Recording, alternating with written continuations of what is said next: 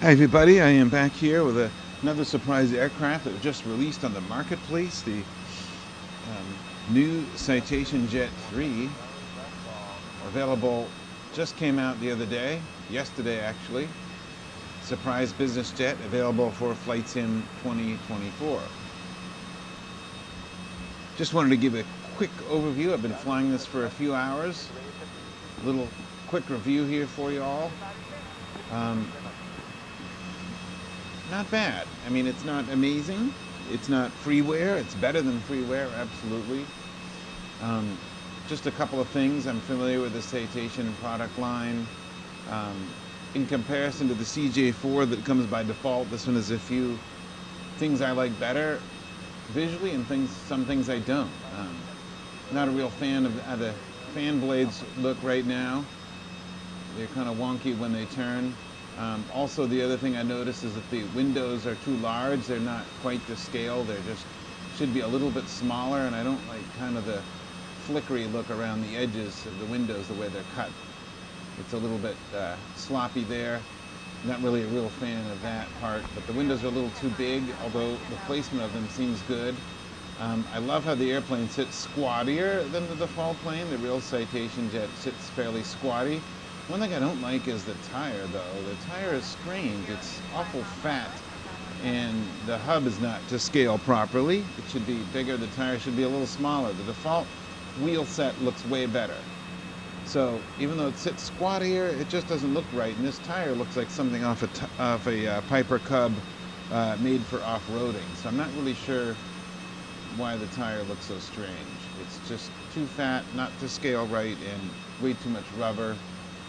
The hub is a little bit too tiny. Otherwise, some of the other texturing is fairly kind of low quality, but the frame rate is good. The engine scale of parts and pieces I like. Again, externally, the shape looks good, but the window cutouts and things look a little cheap. All right, let's go inside for a closer look in here. I do enjoy the cockpit. Looks pretty good.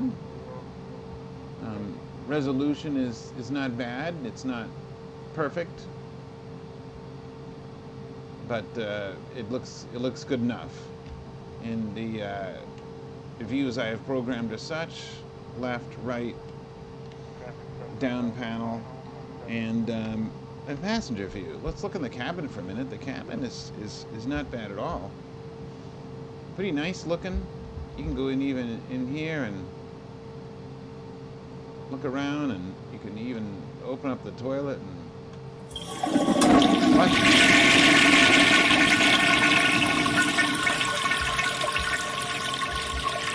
Yikes, that's quite loud.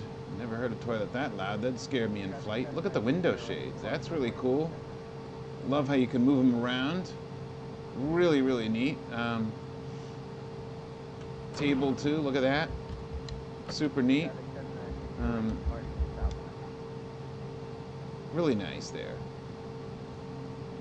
Like the table a lot.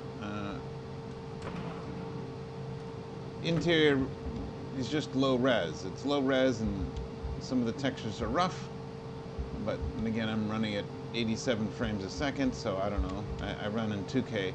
Pretty much everything on default ultra. Look at that, you can go in here. Wow, where'd the burgers go? Oh wow, that's really cool. Well, I'm recording this at lunchtime, so that looks pretty darn good to me. That's really neat. I like that, actually. I didn't realize you could serve food from here. Looks like Chinese food too now. Is that really possible? Wow. Wow, look at that. That's really cool. Looks like a good pad thai to me. Woo! All right, so that's good. I like that part. Some other snacks. Well, I bet you can just throw these out on the box. Look at that. Now that is really neat. I didn't realize that. That's really awesome. All right. So all these snacks and things to play with. It's really cool. That's fun. What's in here now? Ooh, wow, even more stuff. First aid kit. Wow, you can get a cold drink maybe. Maybe not there, but looks pretty dangerous. And on the drawer there, that's really cool stuff. What can you do here? Oh, wow. Coffee maker. Love it. Oh, my God. That is too awesome. Whoa. Wow, that is fun.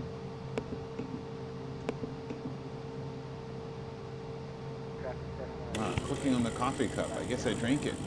Don't know where it went. That is really, really neat. Discovering this stuff together. Ooh, and a little... No. I am your father. Oh my God. No. I am your father.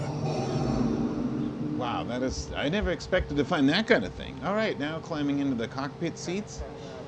Looks pretty solid to me. They have a great little iPad over here where it's very easy to set up a flight. I'll do a separate video on that in just a minute. Good display. I'm familiar with the Garmin 5000. I fly real-life Citation Latitude, a bigger version of basic all-citation, modern citation aircraft. And that is really pretty neat. A couple different views over here. You got all your anti-ice and wing and such. Left and right windshield anti-ice. It's just a hot air bleeder system. You can turn those on.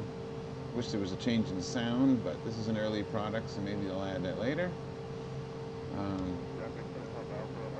Temperature, looks like cabin temp stuff there. All made for single pilot. The gear is over on the left-hand side because it's a single pilot aircraft. Trim system. Trim works conventionally. There it goes with my yoke-mounted trim.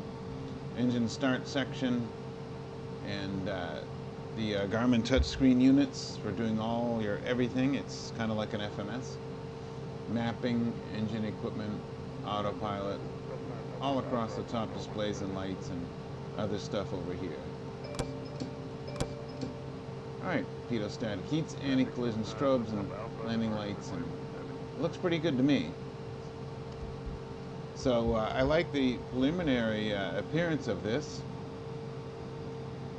Looks real nice to me.